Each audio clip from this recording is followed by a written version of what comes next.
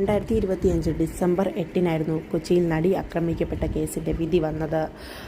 1 മുതൽ 6 വരെയുള്ളവർ പ്രതികളും 6 മുതൽ 10 വരെയുള്ളവരെ വിട്ടയക്കുകയും ചെയ്തു. 8-ാം പ്രതിയായിരുന്ന ദിലീപ് അതോടുകൂടി കുറ്റവിമുക്തനായി മാറുകയായിരുന്നു.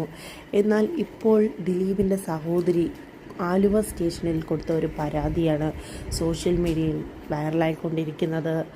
അന്നേ ദിവസം ദിലീപ് രാവിലെ കോടതിയിൽ പോവാൻ ഇറങ്ങിയപ്പോൾ മുതലുള്ള രംഗങ്ങൾ ഡ്രോൺ ഉപയോഗിച്ച് ഏഷ്യനെറ്റും റിപ്പോർട്ടർ ചാനലും പകർത്തി അത് ന്യൂസുകളിൽ റിപ്പീറ്റ് ചെയ്ത് കാണിച്ചു കൊണ്ടിരുന്നു. അതാണ് പരാതി. ദിലീപിൻ്റെ സഹോദരി ആലുവ സ്റ്റേഷനിലാണ് പരാതി നൽകിയത്. സ്ത്രീകളുടെയും കുട്ടികളുടെയും സുരക്ഷതയും സ്വകാര്യതയിലേക്കുമാണ് ചാനലുകൾ ഡ്രോൺ ഉപയോഗിച്ച് ദൃശ്യങ്ങൾ പകർത്തുകയും അത് ചാനലുകളിൽ ആവിഷ്കരിക്കുകയും ചെയ്തിരിക്കുകയാണ് എന്നാണ് പരാതിയിൽ പറയുന്നത്. ചിത്രീകരിക്കാൻ ഉപയോഗിച്ച ഡ്രോണും മെമ്മറി കാർഡും എല്ലാം തന്നെ പിടിച്ചെടുക്കണമെന്നും ദിലീപിൻ്റെ സഹോദരി ജയലക്ഷ്മിയുടെ പരാതിയിൽ വ്യക്തമായി പറയുന്നുണ്ട്.